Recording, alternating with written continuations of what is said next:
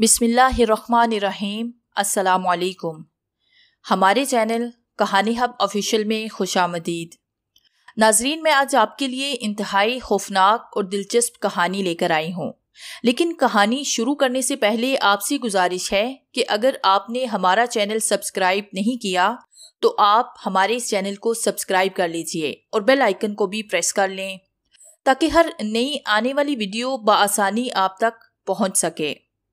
अनीला की आंखें चली गई। क्या? हाँ बेटा। मगर कैसे अम्मी?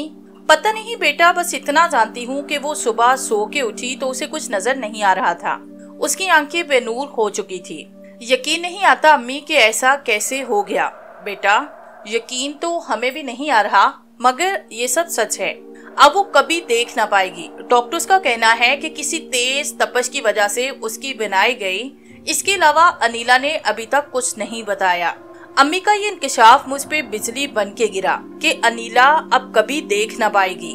मगर मैं ये सोच सोच कर पागल हुए जा रही थी कि जो शख्स बचपन से बेना है वो अचानक कैसे नाबीना हो गया। और वैसे भी अनीला मेरी मंगेतर थी। बहुत जल्द हमारी शादी होने वाली थी। मैं उससे इंतहा दर्जे की मोहब्बत करता था, बल्कि दिलो जान से चाहता था। कैसे कैसे ख्वाब सजाए थे हमने। हमारे सारे ख्वाब टूट के बिखर रहे थे। इन हालात में मैं अब कोई क्या कर सकता था। ये सब सोच सोच के मेरा सर चकरा रहा था। अजीबो गरीब ख्यालात ने मुझे जकड़ लिया था। मेरी जिंदगी का सबसे परेशान कुन मरहला।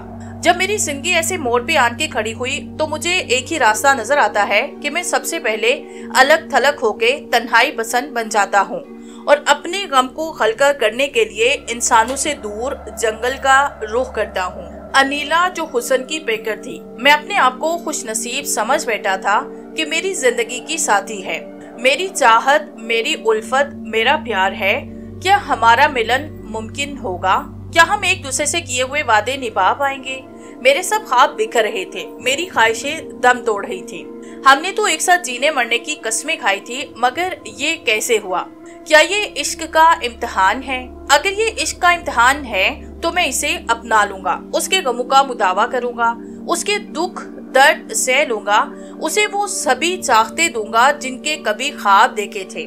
मैं इन हालात में उसे नहीं छोड़ सकता। ये तो मोहब्बत की तौहीन होगी। मोहब्बत के साथ बेवफाई होगी।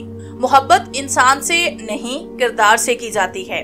और वैसे भी मोहब्बत कुर्बानी मांगती है। अभी तो उसे मेरी जरूरत है, मेरे सहारे की जरूरत है। अभी तो वो वक्त आया है एहलासो वफा का पेकर मुझे बनना है। दुनिया में सब कुछ होता है, इंसान को आजमाया जाता है। अजीबो गरीब ख्यालात में छकड़ा हुआ मैं आबादी से बहुत दूर खेतों की तरफ चल दिया, जहाँ पे हर तरफ हसीन नजारे बिखरे पड़े थे। परिंदों के चहचहाने की आवाजें जंगल पे छाए हुए सकूत को तोड़ रही थी। मैं खेतों के दरमियान एक पतली सी पगडंडी पे चल रहा था। सोचू का ताना बाना अभी भी मेरे दिलो दिमाग पे तारी था। इतनी खूबसूरत आंखें कैसे नाबीना हो गई? उसकी आंखें तो खूबसूरती का शाहकार थी। उन आंखों में तो गहरे रंग भरे थे जिसकी वजह से देखने वाला डूब जाया करता था। उनकी आंखों को कभी गौर से देखा है फराज? सोने वालों की तरह, जागने वालों जैसी। क्या किसी की नजर लग गई? मैंने सोचा, मगर मैंने खुद ही नफी कर दिया। नजर का लग जाना इतना बड़ा मुआफी मसला तो नहीं कि उससे उसकी बिनाई खत्म हो जाए।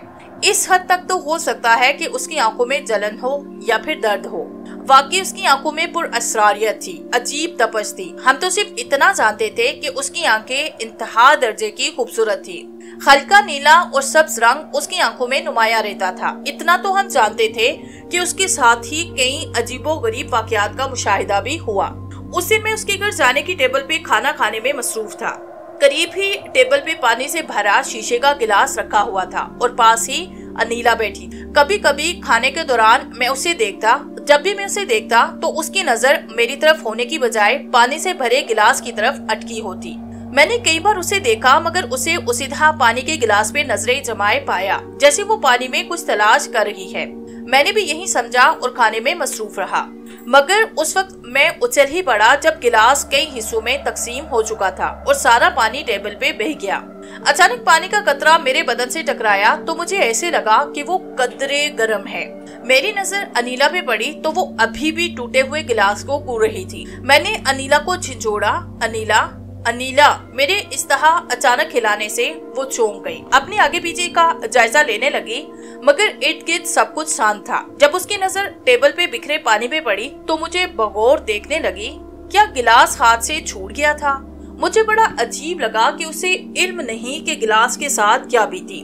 उसने अपने कंधे उचकाए, अभी साफ करती हूँ, और वो कपड़े से सारा पानी साफ करने लगी। इस वाक़े के बारे में किसी को कुछ खबर ना हुई। इस वाक़े से मुझे एक चीज का तो अंदाजा हो गया था कि इसकी आंखों में पुरअसरारियत है, क्योंकि जब भी शीशे की कोई भी चीज सामने आती गोया कि वो दुश्मन आमने सामने हो। वो शीशे को आंख भर के देखती तो शीशे के टुकड़े बिखर जाते। कई दफा ऐसा भी हुआ कि जिस आईने में वो अपने आप को संवारती, बाल बनाती, अपने सरापे हुस्न को देखती, तो वो आईना भी उसके हुस्न की ताब न लाके रेजा रेजा होके बिखर जाता। जितने भी आईने लाए गए वो सब उसकी आंखों का शिकार बन गए। इस घर में आईना तो अब रहा नहीं। कोई कुछ नहीं जानता था कि आईनों के साथ क्या हो रहा है। फिर सबने अपने लिए छोटे छोटे आईने रखे। कांच के सारे बर्तन और आईने इसी तरह टूट फूट का शिकार बनते रहे। ये राज उस वक्त फाश हुआ जब अनीला ने अपनी छोटी बहन नायला से आईना मांगा। नायला ने बिला झिझक उसे दिया। अनीला अपने सरापाए हुस्न को आईने में देखने लगी। नायला इस इंतजार में थी कि कब आईना फारिग हो और वो भी अपने खदो हाल की जांच पड़ताल करे, मगर अनीला तो आईने में खो सी गई, जैसे किसी को बहुत अरसे के बाद देखने को मिला हो। नायला ने जब उसे खोए हुए पाया तो वो भी हैरान हुए बगैर ना रह सकी। उसे अजीब सा लगने लगा। अभी वो इतना ही सोच पाई थी कि करच की आवाज के साथ किसी चीज के टूटने का एहसास पैदा हुआ। जब नायला ने फर्श पे नजर डाली तो आईना अनीला के हाथ से रेजा रेजा होके बिखर चुका था। जब उसने अनीला की तरफ देखा तो वो अभी भी न जाने किस जहान में खोई हुई थी। नायला ने शीशे की परवाह न करते हुए अनीला को झिंझोड़ा। अनीला, अनीला। अनीला चौंक सी गई। उसका अंदाजा ऐसा हुआ कि जैसे नींद से बेदार हुई हो। वो आईने से बेखबर थी, जिसका एक टुकड़ा अभी भी उसके हाथ में मौजूद था। उसे कुछ खबर न थी कि अभी कुछ देर कबल क्या कुछ हुआ, और नायला को देखने लगी जो बिखरे हुए टुकड़ों को इकट्ठा कर रही थी। अचानक से नायला की नजर एक टुकड़े पे पड़ी जिसकी पुष्प पे लिखा हुआ था, मगर आधा था। फिर उसे ऐसे कई टुकड़े नजर आए जिनकी पुष्प पे कुछ न कुछ लिखा हुआ था। उसने कुछ सोच के आईने के टुकड़ों को जोड़ना शुरू किया। तब एक लफ्ज सामने जाहिर हुआ। वो लफ्ज क्या था? आंखें। नायला के सामने एक बात तो खुल के आ गई थी कि आंखों का कुछ न कुछ चक्कर जरूर है। उसने ये बात सबसे छुपाई और किसी दूसरे आईने का टूटने का इंतजार करने लगी। और फिर ऐसा ही हुआ। जब दूसरे आईने के टुकड़ों को जोड़ा गया तो उनके पीछे भी आंखें लिखा हुआ था। उस दिन मैं भी उधर ही मौजूद था। क्लास वाला वाकया भी एक दो दिन पहले का था। नायला ने वो सारी बातें मुझे बताई। मैंने भी उसकी हर बात सच मानी, क्योंकि वाकई ऐसा था। ये बात समझने में किसी भी दलील या सबूत की जरूरत पेश न आई। फिर हम दोनों ने ये बात हर एक से छुपाई, क्योंकि ये सब कुछ साबित करने के लिए अभी भी ऐसे सबूत की जरूरत थी जिससे हमारी बातों को तस्लीम कर लिया जाता। ऐसे आईने का टूटना, उसकी पुष्प पे आंखें लिखा होना, इससे तो ये पता चलता था कि कोई पुरअसरारियत जरूर है, लेकिन वो है क्या ये तो हम नहीं जानते थे। और फिर हम दोनों इस तगदो में लगे कि इस पुरअसरारियत से पर्दाफाश किया जाए।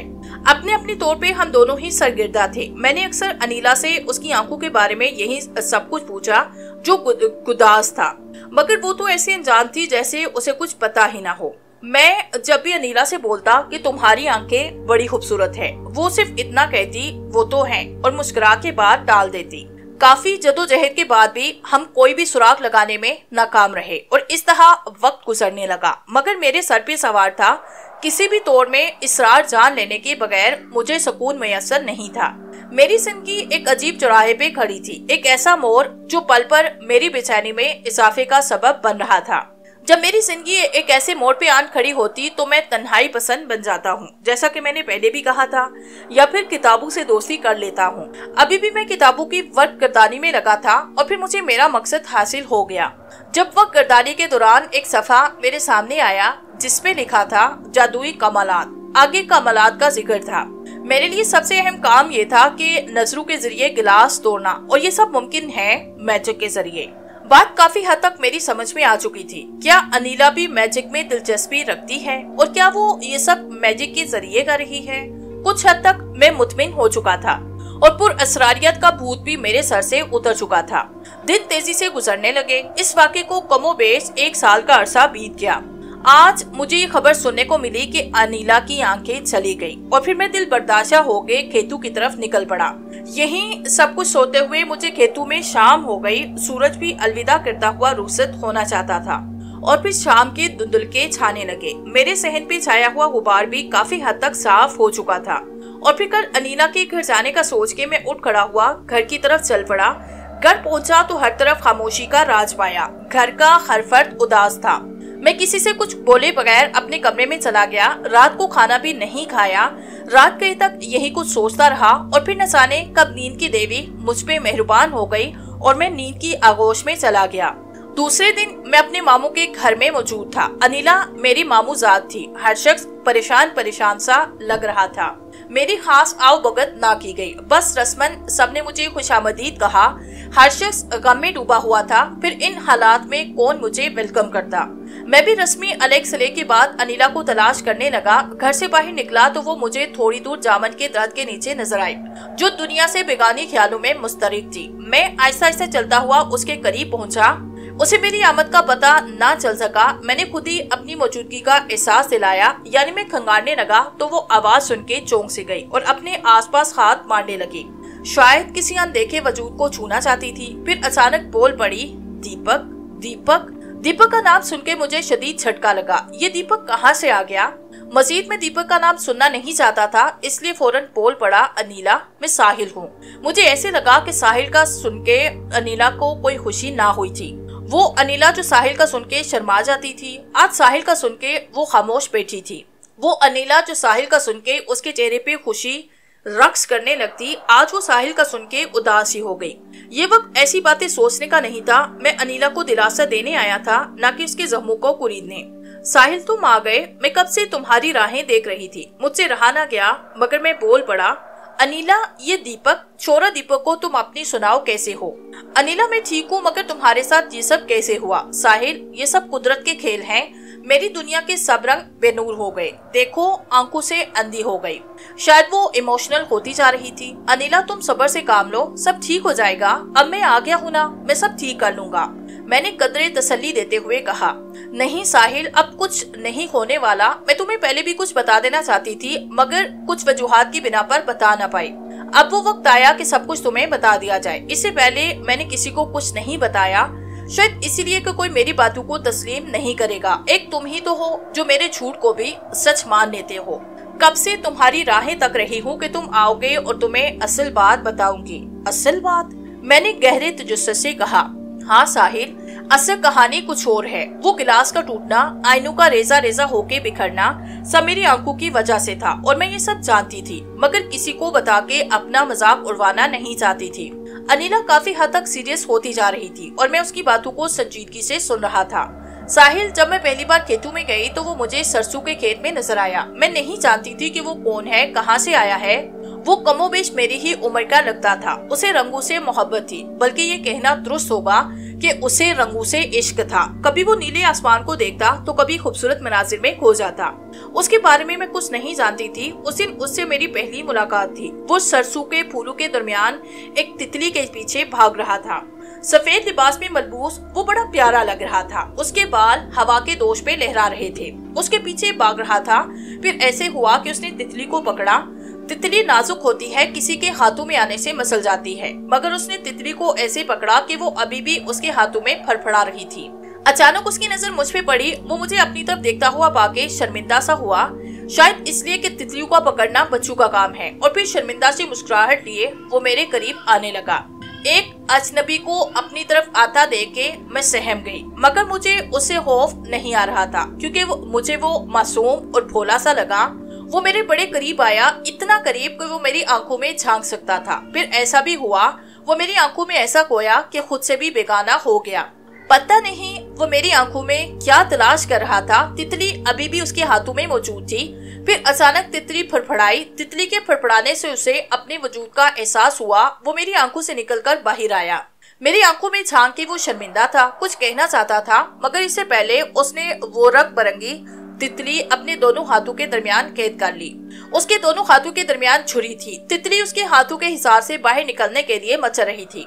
फिर वो तितली को देखने लगा। उसने बारी बारी दोनों आंखों से झांक के तितली को देखा। फिर उसने अपने सर को ऊपर उठाया तो उसकी दोनों आंखें बंद थी। कुछ देर उसने अपनी आंखें बंद करने के बाद आंखें खोली। उसकी आंखें टिमटिमा रही थी। कुछ देर टिमटिमाने के बाद आंखें अपनी जगह पे आके ठहरी। उसके साथ ही उसने अपने दोनों हाथों को खुला छोड़ा, जिसकी वजह से तितली उसके हाथों से निकलकर आजाद हो गई। मगर ऐसे लगता था कि वो पहले वाली तितली नहीं बल्कि बेरंग हो गई थी। मैंने उसकी आंखों में झांका तो अब उसकी तितली के सारे रंग उसकी आंखों में झलक रहे थे और वो मेरी तरफ देख के मुस्कुरा रहा था। मैं उसकी आंखों में ऐसी खोई कि थोड़ी देर के लिए मैं भी खुद से बेगानी हो गई। जैसे जैसे मैं उसकी आंखों में झांक रही थी, मेरी आंखों में नशा बढ़ता जा रहा था। फिर जो ही उसने अपनी आंखें झपकाई तो मैं होश की दुनिया में वापस चली आई। गोया कि जिस नशे में डूबी चली जा रही थी, उस आंखों का झपकना दरमियान में ख्याल आया और मैं शर्मिंदा सी उसे कुन अखियों से देखने लगी। तुम्हारी आंखें बड़ी खूबसूरत है। उसने अचानक से ये जुमला बोला। उसके इस जुमले से मैं सिमट गई। मैं दीपक हूँ। गोया उसने अपना तारुफ करवाया। दोस्ती करोगी मुझसे? ये उसकी ऑफर थी जिसे मैं किसी भी सूरत ठुकराना नहीं चाहती थी, क्योंकि जहाँ उसकी आंखें खूबसूरत थी वहीं वो भी खूबसूरती का शाहकार। बिला झिझक मैंने दोस्ती का हाथ उसके तरफ बढ़ाया, उसका हाथ थाम लिया। उसके हाथों का लम्स मुझे अजीब कर गया। लतीफ सा नरमो नाजुक हाथ, ऐसे दिल जा रहा था कि उसका हाथ थाम के रखूं, मगर वो हमारी पहली मुलाकात थी। वो पहली ही मुलाकात में किसी की इतनी कुर्बत मुयसर आना नामुमकिन सा लगता है। मुझे रंगों से प्यार है। उसने अपना शौक जाहिर किया। वो अपनी बात जारी रखे हुआ था। मुझे रंगों से प्यार है। जहाँ भी खुशनुमा नजारे देखता हूँ उनमें खो सा जाता हूँ। उनमें समाने को दिल करता है, अपनाने को दिल करता है, सारे रंग चुराने को दिल करता है। मगर जो नजारा तुम्हारी आंखों में किया, ऐसा नजारा कभी ना किया। तुम्हारी आंखें बड़ी खूबसूरत हैं। तुम्हारी आंखों के सारे रंग मैं चुरा लूं, इतना कह के वो खामोश हो गया। मैं उसकी बात समझ ना पाई कि तुम्हारी आंखों का रंग चुरा लूंगा। शायद मजाक कर रहा था। उसके अजीब शौक पे मैं तजब्जुब का शिकार होती जा रही थी। मेरे जाने का समय आ गया है, मैं चलता हूँ। कल फिर मिलेंगे इसी जगह पे, इतना कह के वो एक तरफ को चल दिया।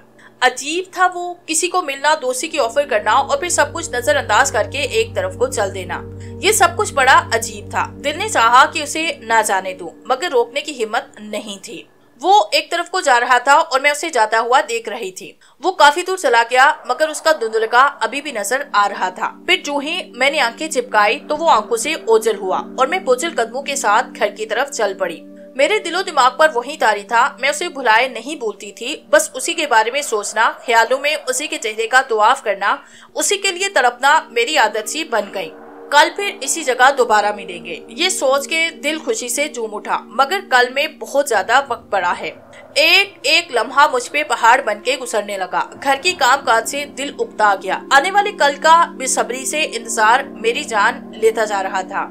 मैं माहिए बेआब की तरह तड़पने लगी। सबने मुझे उकताया हुआ देखा। मेरी बेचैन तबीयत को सबने भांपा, मगर तबीयत का उकता जाना किसी भी तौर हो सकता है। आपकी आंखें बड़ी खूबसूरत है।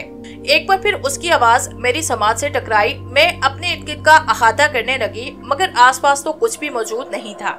शायद मेरा वहम था। और फिर मैं आईने के सामने खड़ी हुई और अपनी आंखों का बगौर जायजा लेने लगी।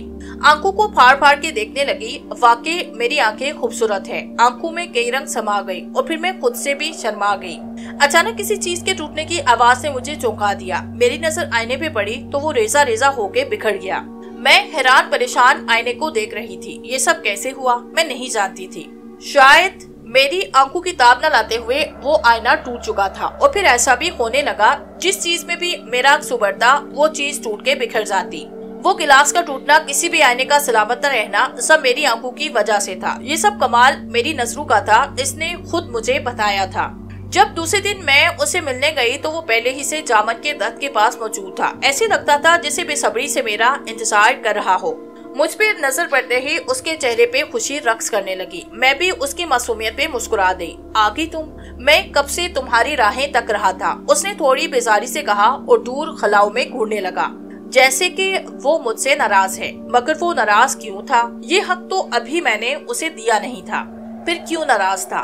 शायद मुझे अपना समझ बैठा था, या फिर उसने मेरे दिल की कैफियत का अंदाजा कर लिया था कि मैं रात भर उसके लिए तड़पती रही। मैंने भी उसे खुश करने के लिए कह दिया, सॉरी बाबा, आइंदा ऐसा नहीं होगा। वो अभी भी खलाऊ में गू रहा था और फिर उसने न चाहते हुए भी मुझे देखा और वहीं पे बैठ गया। वो रूठा रूठा सा लग रहा था, मगर फिर भी वो मुझसे बात करना चाहता था। फिर से अपने शौक बयान करने लगा। अनिला, उसे मेरा नाम भी मालूम था। मुझे रंगों से प्यार है, जहाँ भी रंग देखता हूँ उनमें खो जाता हूँ। मगर तुम तो ये सब बता चुके हो। मैंने उससे बात काटी। हाँ, मगर मैं तुम्हें अपने बारे में कुछ बताना चाहता हूँ। क्या बताना चाहते हो? मैंने कहा, यही कि मैं कौन हूँ और कहाँ से आता हूँ। तो फिर बताओ, मैंने बेसब्री से कहा। अनिला, मैं वो नहीं जो तुम समझ रही हो, बल्कि ये कहना दुरुस्त होगा कि मैं इंसान नहीं। इंसान नहीं? अच्छा, जो कर लेते हो, मैंने हंस के कहा। अनिला, मैं मजाक नहीं कर रहा। इस बार वो काफी संजीदा था। तो फिर क्या हो? कोई जिन हो? नहीं, मैं जिन नहीं। उसने अजीब बात कह के टाल दी। अजीब इंसान है कहता है मैं इंसान नहीं, फिर कहता है मैं जिन नहीं। मैं खुद से बोल रही थी। अनिला, मेरी बात का यकीन करो, मेरा ताल्लुक जिन्नात से है और ना ही इंसानों से। इस बार वो काफी संजीदा था। उस सच्चाई उसकी आंखों से झलक रही थी। मुझे भी उसकी बात सीरियस लेना पड़ी। वो कह रहा था, अनिला, ना हमारा ताल्लुक जिन्नात से है और ना ही इंसानों से। बस इतना समझो कि हम जिन्नात और इंसानों के दरमियान के महलूक हैं। हमारी कुछ ज़ुर्रियात जिन्नात जैसी हैं और कुछ इंसानों जैसी, लेकिन हम उन दोनों के बीच हैं। हमें अलग थलग ही रहना पड़ता है। हमारा अभी एक कबीला है, हमारी भी एक बस्ती है। हम अपनी दुनिया में रहते हैं। उनकी बातें हैरान कर देने वाली थी। मैं हैरानगी का मुजस्मा बने उसकी बातें सुन रही थी। अनिला, हमारी सरदार एक बड़ी जात थी। उसे एक ऐसे इंसान से प्यार हुआ जिसे रंगों से प्यार है। ये कहना दुरुस्त होगा कि वो मुसव्विर था और तस्वीरों में रंग भरा करता था। उस इंसान को रंगों से हद दर्जे का इश्क था। परी ये बात जानती थी। उसने इंसान की खुशी के लिए अपनी सारी नगरी को रंगों में रंगा और उन्हीं रंगों के दरमियान उनकी शादी हो गई। सब ये बात जानते थे कि एक परी और इंसान का मिलाप मुमकिन नहीं, मगर उसमें हमारी सरदार की खुशी थी। कोई क्या कर सकता था? उनकी शादी के बाद जो बच्चा पैदा हुआ वो अजीब था। न उसे इंसान कहा जा सकता था और न ही परिजात, मगर वो दिखता इंसान था। सलाखतें जिन्नात जैसी थी। परी के बाद वो उसका जानशीन ठहरा। उसकी नस्ल जब आगे बढ़ी तो सब उसकी तरह थे। उन्हीं में से एक मैं हूँ। फिर उसने अपनी एक अलग दुनिया बसाई, क्योंकि जिन्नात के साथ हमारा गुजारा नहीं होता था, और अपनी माँ का मुजस्मा बना के अपनी नगरी में नब्ज किया। फिर वो सबके लिए देवी का मुकाम रखने लगी। उसने अपने कबीले के बाशिंदों को हुक्म दिया कि वो प्यारे प्यारे रंग चुरा कर लाएं। देवी के हुक्म पर सबके सब कमर बस्ता हुए। ये सिलसिला उसी तरह चलता रहा। हर एक की ये कोशिश होती कि वो अच्छे से अच्छा रंग लेकर आए ताकि उसे इनाम मिले। रंग चुराने में वो इतने खरीस होते चले गए कि आंखों के रंग भी चुराने लगे, और फिर बात इतनी आगे बढ़ी कि आंखों का रंग चुराने की बजाय आंखों की बलि दी जाने लगी। उनमें से किसी एक की नजर तुम पे भी पड़ गई। फिर मुझे हुक्म मिला कि मैं तुम्हारी आंखों के सारे रंग चुरा लूं। हमारी देवी को खुश करने के लिए तुम्हारी आंखों की बलि चाहिए। बस मैं तुम्हारी आंखें चुराने आया था, लेकिन मैं ऐसा न कर पाया। शायद मुझे तुमसे मोहब्बत हो गई, तुम्हारी आंखों से प्यार हो गया। फिर मैं कैसे तुम्हारी आंखें चुरा लूं? वो अपनी कहानी सुना के फिर खलाऊ में घूरने लगा। मैं अजीब नजरों से उसे देख रही थी। मेरी सोचें गहरी होती चली गई। क्या ये इंसान नहीं मेरी आंखों के सब रंग चुराना चाहता है? चुरा नहीं पा रहा? क्या इसे मुझसे मोहब्बत है? मगर अनिला, इससे पहले मैं तुम्हें अपनी नगरी दिखाना चाहता हूँ। वो फिर बोल पड़ा। मुझे इतना भी मौका ना मिला कि मैं उसकी सुनाई हुई कहानी पे गौर कर सकूं। चलोगे मेरे साथ? उसने ये बात ऐसे कह डाली कि मैं उसकी कहानी पे ईमान ला चुकी हूँ। तुम्हारी दुनिया? कहाँ है तुम्हारी दुनिया? मैंने उसे झुर्राते हुए कहा। अनिला, तुम्हें ये सब झूठ लग रहा है। ये झूठ नहीं। मैं तुम्हें रात को लेने आऊंगा, तुम बस तैयार रहना। एक बार तुम्हें अपनी दुनिया दिखानी है। मैं चलता हूँ, रात को मिलेंगे। उसके साथ ही वो उठ खड़ा हुआ और एक तरफ को चल दिया। इस बार वो मुझे गहरी सोचों में डाल गया था, और मेरे लिए इन सोचों से बाहर निकलना किसी भी तौर पे मुमकिन नहीं था। जो कहानी वो सुना गया था, मुझे तो वो कोई अफसाना निगार लगता था, मगर जिस संजीदगी के साथ उसने कहानी सुनाई थी, कभी कभी तो इस कहानी पे सच का गुमान होने लगता। बहरहाल जो भी था, मैं उठ खड़ी हुई और घर की तरफ चल दी। घर आके भी उन्हीं ख्यालों में झकड़ी रही कि क्या ये सब सच पे मुबनी है? क्या वो रात को आएगा? लगता तो नहीं, और फिर कुछ सोचकर रात होने का इंतजार करने लगी, क्योंकि वो जो कोई भी था मुझे बड़ा अच्छा लगता था। मैं समझती कि मेरा हर पल हर लम्हा उसी के साथ गुजरे। उसकी रोमांटिक कहानी को तो मैं भुला ही चुकी थी, बस इंतजार था तो सिर्फ उसके बारे में सोचते हुए रात हो गई। रात को छत पे जाके टहलने लगी, बेसब्री से उसका इंतजार करने लगी। काफी रात बीती, वो अभी तक नहीं आया। मेरे दिल में ख्याल आया कि खेतों में जाकर देखती हूँ, शायद वहाँ आया हो, मगर इस वक्त बाहर निकलने से मुझे खौफ आता था। सो मैं छत पर टहलने लगी और फिर मैं कितनी ही देर उसका इंतजार करती रही। उसे ना आना था और वो ना आया। मैं मायूस होकर नीचे चली आई। मुझे उस पर गुस्सा भी आ रहा था कि आने का वादा करके भी नहीं आया। नींद मेरी आंखों से कोसों दूर थी, रह के उस पर गुस्सा आ रहा था। न चाहते हुए भी मैंने अपनी आंखें मूंदी। फिर न जाने कब नींद की देवी मुझ पे मेहरबान हुई और मैं नींद की आगोश में चली गई। मगर मुझे ऐसे लगा कि जरा सी आहट से मेरी आंख खुल गई हो। सामने नजर पड़ी तो दीपक खड़ा मुस्कुरा रहा था। मुझे उस पर गुस्सा आ रहा था, मगर उसकी मासूम सी मुस्कुराहट के सामने अपना सब कुछ हारने को दिल कर रहा था। मुझे ऐसे लगा कि मैं किसी और दुनिया में मौजूद हूँ। यहाँ तो हर तरफ दिन का उजाला फैला हुआ था, हर तरफ रंग ही रंग बिखरे पड़े थे। दीपक चलता हुआ मेरे करीब आया। दीपक, तुम कल क्यों नहीं आए? कितना इंतजार किया मैंने तुम्हारा। मैंने उस पे अपना गुस्सा झाड़ा। मेरी जान, अभी कल होने तो दो, गुस्सा तब करना। क्या मतलब तुम्हारा? यही कि अब तो मेरे साथ मेरी नगरी में मौजूद हो। मैं तो अपने वादे पे कायम हूँ। मैं उसकी बात समझने से कासिर थी। उसने मेरा हाथ थामा, मुझे लेके एक तरफ को चल दिया। वाकई इसकी दुनिया खुशरंग लगती थी। कहीं पर झील, कहीं पर ऊंची नीची पहाड़ियाँ। हम दोनों साथ साथ जा रहे थे। खूबसूरत नजारे मेरे मन को लुभा रहे थे। हर तरफ फूल ही फूल थे, खुशबू हर तरफ फैली थी। मशहूरकुन खुशबू इंसान को पागल किए देती थी। रंगों का तो हसीन इम्तिसाल बिखरा पड़ा था। ऐसे रंग मैंने जिंदगी में कभी ना देखे थे। हम खूबसूरत नजारों से गुजरते हुए ऐसी जगह पे आन पहुंचे जहाँ पे खूबसूरत सी देवी का बुत पड़ा हुआ था। दीपक उस देवी के सामने हाथ थाम के प्रणाम करने लगा। अनिला, ये है हमारी देवी, जिसने इस इंसान से मोहब्बत की। उसी की खातिर हम रंगों को चुराते हैं। अनिला, हमारी देवी तुम्हारी आंखों की बनी जाती है, इसीलिए मैं तुम्हें यहाँ के लेकर आया। अनिला, मैं तुमसे बड़ी मोहब्बत करता हूँ। मैं नहीं चाहता कि तुम्हारी बिनाई छीन ली जाए, मगर क्या करूँ, मजबूर हूँ। देवी की खुशी इसी में है कि तुम्हारी आंखों की बलि दी जाए। तुम्हारी आंखें मेरे पास अमानत रहेगी। जिस दिन हम अपने मकसद में कामयाब हो गए, हम तुम्हारी बिनाई तुम्हें लौटा देंगे। आज के बाद हमारी मुलाकात ना होगी। बस एक दिन तुम्हें तुम्हारी बिनाई लौटाने जरूर आऊंगा। मेरा इंतजार करना, जरूर आऊंगा। फिर अचानक से मेरी आंखों के सामने अंधेरा छाया। कुछ देर कबल जो हसीन नजारे मेरी आंखों का मरकज बन रहे थे, वो सब मेरी आंखों से ओझल हो चुके। मैं दीपक को पुकारने लगी, दीपक, मगर दीपक को जैसे गायब हो चुका था। मैं कुछ तलाश करने के लिए हाथ पांव मारने लगी। अचानक मुझे ठोकर लगी। मैं गिरने ही वाली थी कि मेरी आंख खुली। मैंने खुद को अपने बिस्तर पे पाया। मेरी आंखें खुली थी, मगर मैं कुछ भी देखने से कासिर थी। क्या ये सब ख्वाब था? मगर ये तो हकीकत का रूप धार चुका है। मेरी बिनाई चली गई थी। मुझे उसकी बातें याद आने लगी। तुम्हारी आंखों की बलि देनी है, मैं तुम्हारी आंखों के सारे रंग चुरा लूंगा। बाकी उसने मेरी बिनाई छीन ली, मुझे अंधा किया। वो मेरी आंखों के सारे रंग चुरा के ले गया। आज मुझे उसकी फिर बात सच लग रही थी। मैं अपनी आंखों के गम में डूबी जा रही थी। मेरा सर चकराने लगा। अचानक मेरी चीख निकली। चीख सुनते ही घर का हर वक्त मेरी तरफ भागा। जब मुझे होश आया तो सब मेरे आगे पीछे जमा थे। मुझसे वजह पूछी जा रही थी। क्या हुआ था? चीख क्यों मारी? मैं उन्हें क्या बताती कि मेरे साथ क्या गुजरी? बस इतना बता पाई कि मुझे कुछ नजर नहीं आ रहा। मेरी बिनाई चली गई। ये बात सुन के सब हैरान हो गए। ऐसा कैसे हो सकता है? ठीक ठाक तो सोई थी। इस वाक़े को 1 साल बीत चुका। मैंने किसी को कुछ नहीं बताया। असल कहानी आज तुम्हें सुनाई। मुझे पता था कि तुम मेरी बातों का यकीन करोगे। उसने कहा था कि मैं आऊंगा तुम्हारी बिनाई तुम्हें लौटाने। मैं आज तक उसका इंतजार कर रही हूँ। जब मैंने अनिला की तरफ देखा तो उसकी आंखों में आंसू झलक रहे थे और वो ये गजल सुना के ये कहते हुए उठ खड़ी हुई, वो जरूर आएगा। वो सच बोलता था। वो अपना वादा नहीं तोड़ सकता। वो जरूर आएगा। वो अपना सारा दर्द गजल में बयान करके जा चुकी थी। मेरे जहन में एक ख्याल गुजरा, अनिला गजल तो अनिला ने सुनाई, क्यों ना उसे अनिला गजल कह दो। वो ऐसा गम सुना के मुझे भी रुला गई। मैं गहरी सोचों में डूबता चला गया। क्या ऐसा भी होता है कि कोई खुद किसी से मोहब्बत करे और वो उसकी आंखें छीन ले? क्या ऐसा भी होता है? आंखों में रंग भरने वाला, हसीन नजारों की सैर कराने वाला खुद उसे अंधे कुएं में धकेल दे। अजीब लव स्टोरी है।